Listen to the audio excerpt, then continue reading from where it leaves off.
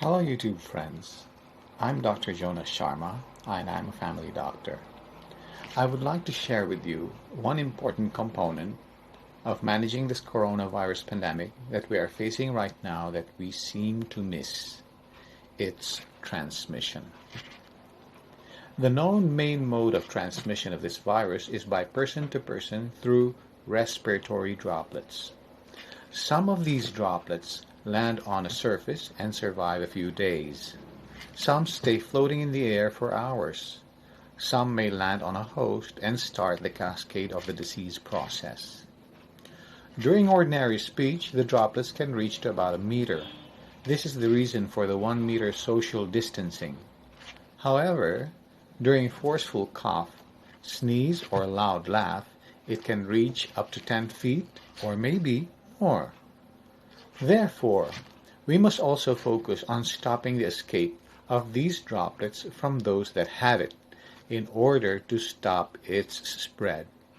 Not all people that have the virus are sick. Some are simply carriers. They are who we call the asymptomatic carriers. Some get sick later after the incubation period. What is the incubation period? The incubation period is the time from when the virus enters the body until the person having it manifests with signs and symptoms. This period ranges from 1 day to 12 days, but for uniformity it was pegged at 14 days. The period of illness ranges from 7 to 14 days, up to 20 days, or even longer. So on the average, the course is about a month.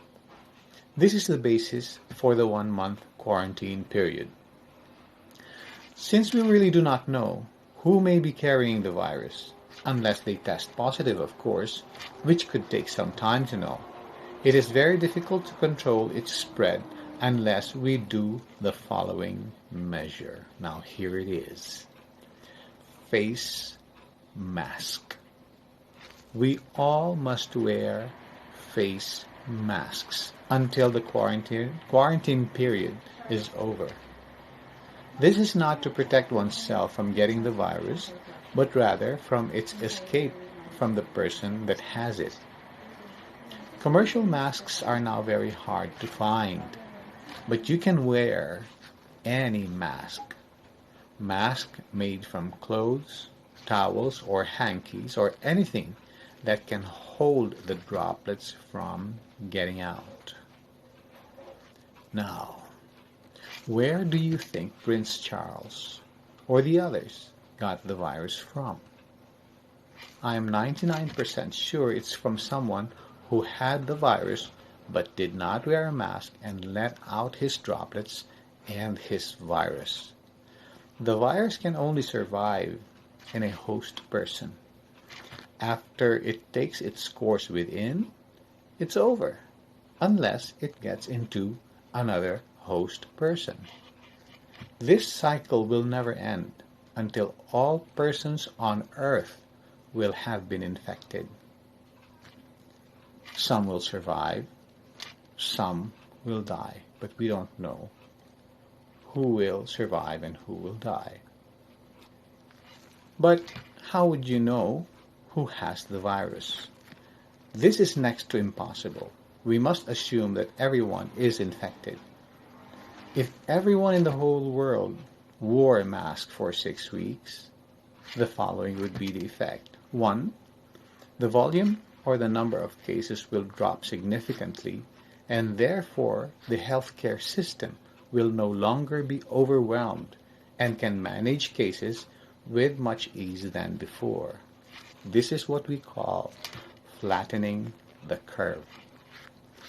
Number 2, this virus will be disabled naturally and economically with much less need for antivirals, which could be very expensive, and other medications that have potential undesirable side effects.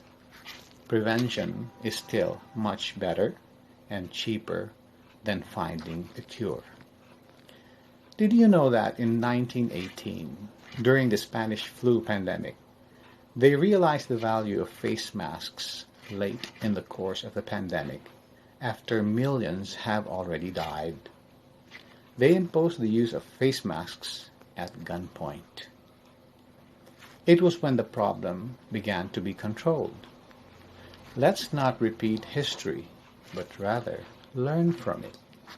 So, together with quarantine and social distancing, a very important component is donning a face mask, which must be continued for a period of 6 to 8 weeks after the quarantine is already lifted.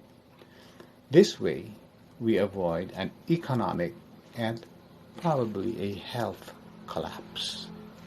Until today, I still see on TV persons, politicians in session, the public in other places not wearing masks. And it is also where cases are highest in number.